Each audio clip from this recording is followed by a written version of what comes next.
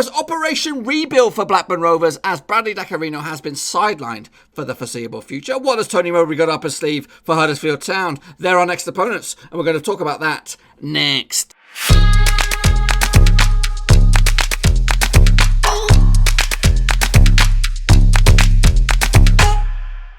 That's right, folks, back once again with another match preview. This time we're picking up Huddersfield Town up against Blackburn Rovers, and we'll get to that in just 1 second. If you're new to the channel, smash your subscribe button to keep you bang up to date with all things Blackburn Rovers related, Championship related, world football related. We're going to all here under one roofski. That's right, folks. We've got so much to do, so little time. Games coming thick and fast, and all that kind of good stuff. So let's not waste no more time and take a little look at the match in a bit more detail, shall we? The match will take place right here at the Kirklees, John Smith's, Macau Point Stadium, or whatever you want to call it. It's Huddersfield Town, folks.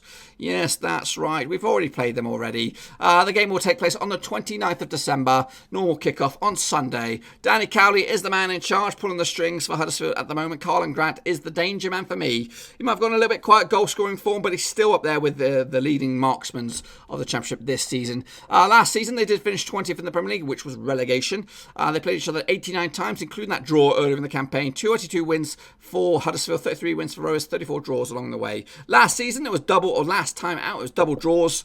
Is it going to be double draws this weekend? That will, if we were to pick up a draw, it would be double draws. Obviously, we played on the 19th of October. That was a 2-2 draw. And now we do it all again, 29th of December, right here at the Kirklees. So let's take a look at the starting 11s. I've got a little bit fruity for Rovers, but we'll talk about that in a second. As for Huddersfield, Grababa between the sticks. Left back, Stankovic, Schindler and Simpson make up the back four. Chabala and Hogg, defensive midfielders. Bakuna, Grant, Kachunga, those attacking trio with Mooney up top. As for, obviously, Bakuna, was he the man pulling the strings for Huddersfield on the first leg? The one that came on and absolutely ran riot against us? It could very well be. As for Rovers, I've gone Walton with sticks. I've gone with Williams at left back, Adebayo hopefully coming back into centre back alongside Lenihan, and Bennett at right back. I just think Nyambi might be a little bit knackered after the past few games. Downing at defensive midfielder alongside Travis, with Buckley back in there, Rothwell, Gallagher and Armstrong leading the line as a striker. No DG. For this one, it's away from home. I'm just going with pace on this one, and hopefully that trio up top could cause all kinds of problems. Let's take a look at the stats now.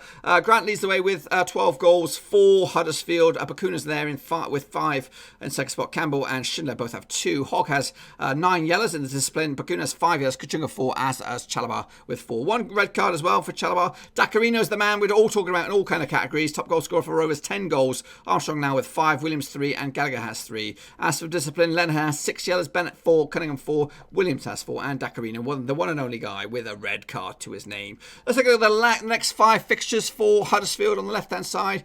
Stoke after this one on New Year's Day before taking on Southampton in the FA Cup on January the 4th. They then take on Barnsley at Oakwell on the 11th of January before taking on Brentford back here or back there at the Kirklees in the Championship. Then they take on Hull City at the KCOM on the 25th of January to end the month of January. Then the Rovers' next 5 include Forest on New Year's Day, Birmingham once again on the 4th of January in the FA Cup, Preston North End, a tasty one on Saturday the 11th of January back at Ewood Park. Then we'll take on Sheffield Wednesday at Hillsborough on the 18th of January before ending the month of January against QPR back at Ewood.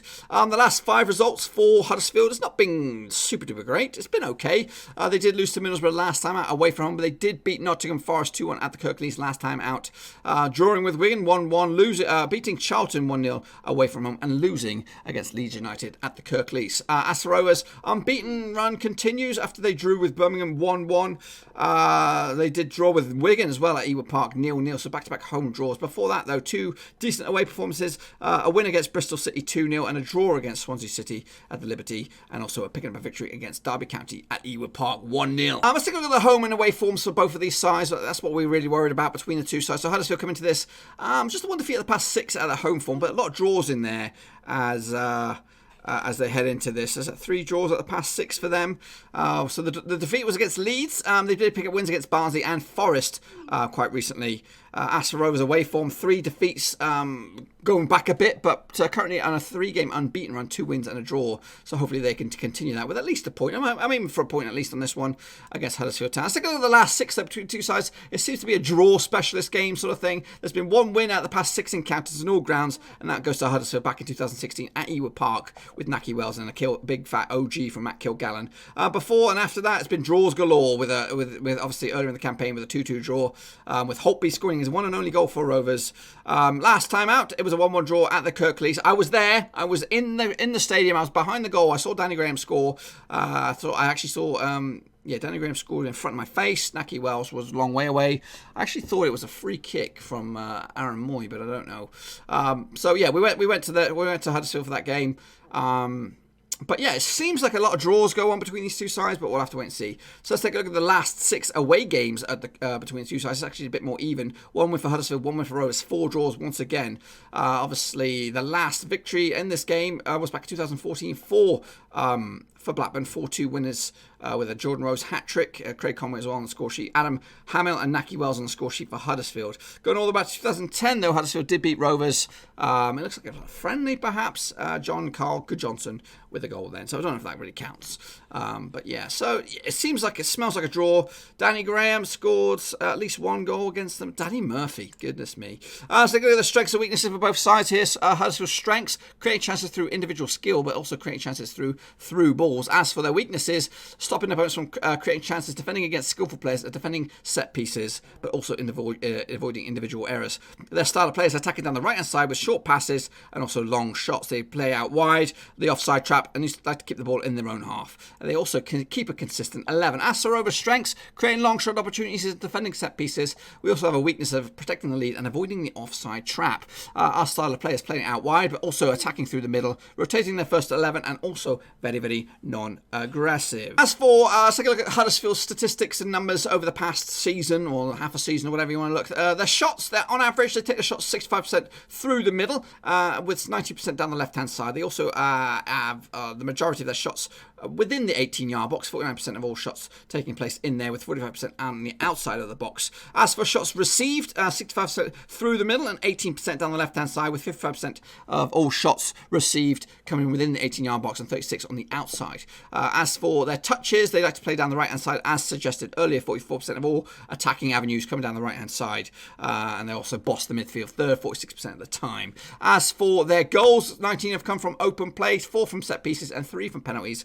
I think 1 was at Ewood Park, wasn't it? Their goals against, 20 from open play, 12 from set pieces, 2 penalties, 1 counter-attack, and 1 big fat OG. On to Rovers, the visitors here, and of course the best team in the world. 70% of our shots come through the middle, with 60% within the 18-yard box, 34% on the outside of the box as well. As for shots received, 62% within the middle, 52% within the 18-yard box, and 40% on the outside of the box. As for our attacking strides, we come down both the left and the right-hand side, with the right side just shading it, 38%. I blame Nyambi on that one. 41% of all action zones within the middle of the park. Goals for Rovers coming 19 through open play, 7 from set pieces, 3 penalties, 2 OGs. Goals conceded, 20 from open play, 4 set pieces, 4 penalties, and 1 OG. So don't like that penalty stat there. That number's slowly growing as the games go by. As for the form table, we're still rising high, 4th in the form table overall. West Brom, Sheffield Wednesday and Brentford now above us. As for our opponents, Huddersfield down to 17th at the moment, picking up 7 out of possible 18. Rovers picking up 12 out of possible 18 points at the moment. The home form though, Rovers sitting there 3rd. Yeah, back-to-back draws. It is not pretty, but it's the same as Leeds. Brentford are top of the pops with 15 points out of possible 18. As for Huddersfield, the home form, they're down in 16th spot. They did win last time out, but before that, 3 games without a win. Hopefully that can continue. As for Rovers away form, sitting middle of the park, 10th of the table. Unbeaten in 3 away games, 7 points out of possible 18. Huddersfield we don't really care about. Not even going to look at it. This is what the table looks like out in the Championship at the moment. West Brom lead the way, 51 points. Leeds are second with 48. Brentford, Sheffield Wednesday, Fulham and Preston in the playoffs. Forest, Swansea, Rovers in the chasing pack behind. Wigan, Barnsley and Luton going down to League One as it stands. Huddersfield Huddersfield, though, 4 points off the drop at the moment. And a win for them this weekend will get them up and out of it. And maybe up and away. Up and away. Let's take a look at what's going to go on this weekend. Anyway, Fulham take on Stoke. Well, it's not the early game. It's just in one of the cluster of games taking place at the same time. West Brom against Middlesbrough. Millwall against Brentford. Forest take on Wigan. Birmingham take on Leeds. QPR against Hull. Wednesday against Cardiff. Preston against Reading. Bristol City against Luton. Swansea against Barnsley. And Derby against Charlton. But of course, all eyes will be at the Kirklees as Huddersfield take on Rovers. Probably the game of the weekend besides that game, obviously Rovers. Stoke will be a bit of a sticky wicket for Fulham. Middlesbrough have turned a corner as well, so they'll be difficult opponents for West Brom. Leeds, Birmingham, not necessarily tricky. I think Leeds should win that one. Must-win game for Bristol City boss, or he's going to be on his ass. Let's take a look at the numbers that matter here. So, possession-wise, still leading the way is Leeds. They boss possession 6% on average per game, 59.6% for Fulham in second spot. Brentford, West Brom, and Swansea make up the top 5. As for the most aggressive side, that is still Barnsley, Wigan, not far behind. In fact, actually, a good chunk behind. They've got more reds though, 3 reds to compared to Barnsley's 1. Charlton are in third spot. QPR and Sheffield Wednesday. Aerial duels 1. West Brom lead the way. Birmingham is second. Millwall third. Reading and Brentford make up the top 5. Shots per game, Leeds, Brentford, Barnsley, Fulham and Sheffield Wednesday once again make up the top 5. Pass accuracy, Fulham still in charge of that one. West Brom second, Leeds third, Swansea fourth and Brentford are in 5th. As for the ratings, not really bothered about that. How about the main man of the division? So it's Mitrovic leading the way with 18 goals so far. Watkins is in second spot with 15. Bowen, Fletcher, Grant's up there in 5th spot. Graham 6th. Bamford 7th. Woodrow 8th. Dacarino's in 9th, but he'll probably be gone before you know it. And Eze into 10th spot. As for the most assists for the season, Pereira still leads the way with 10. Allison's got 9. Mowat is in there with 7. Swift with 7. Wallace has 6 as well. So, yeah. That is it. Obviously, games are coming thick and fast, and it just goes barnstormer after barnstormer for Rovers. After this, it's Forest, and then it is Birmingham. I'm not going to be doing a preview for the Birmingham FA Cup game. I'll be too busy. But over the next few days, I'll be on the road. I'll be travelling. I should still be able to watch the game. I just don't know where I'll be. I'll probably be down in Florida, baby. Maybe by the beach. You never know. I just don't know. Where I'm going to be. I'm going to be on the road tomorrow anyway, driving about 13 hours. So wish me luck. Hopefully you had a good Christmas. Boxing Day could have been a little bit better. And unfortunately, it looks like we're going to be dackless for the foreseeable future. But this will give us a chance to see just what kind of team we are without Bradley Dacarino. We did well when he was suspended for the Bristol City game. We need more of those performances. We need Rothwell. We need Holtby. We need Buckley. All those big boys, the creative wizards, to step up and be counted. They're different kinds of players. You know what? I saw Holtby try to do some twists and turns and all that. It just doesn't pull off the way that Dacarino does it. But Holtby's different. Rothwell's different. Maybe we need to adapt a new style of play and be a bit more direct and try not to be all fancy pants like the way the Mowbray likes to play. Plan B, Mowbray. This is time for Plan B. Start getting your tactic books out, and hopefully you can conjure up something that will get us the win against Huddersfield, and maybe we can get back to winning ways for the start of 2020. But anyway, folks, hopefully you enjoyed the video. If you did, smash the thumbs up. If you're new, smash the subscribe. New videos every single day on the channel, one way or the other. FIFA, business, whatever, predictions, cast. We got it all here under one roof. Until I see you all again, make sure you bang the thumbs up, bang the subscribe, bang the share, all that kind of good stuff. I'll see ya very, very soon. I'm out. Thanks again for watching. Please like, share, and most importantly, hit the subscribe button to keep you bang up to date with all things Blackburn Rovers related, championship related, football related. We've got it all covered right under one roof. And while I still have you, please be sure to check out some of the old videos scattered along here. I hope.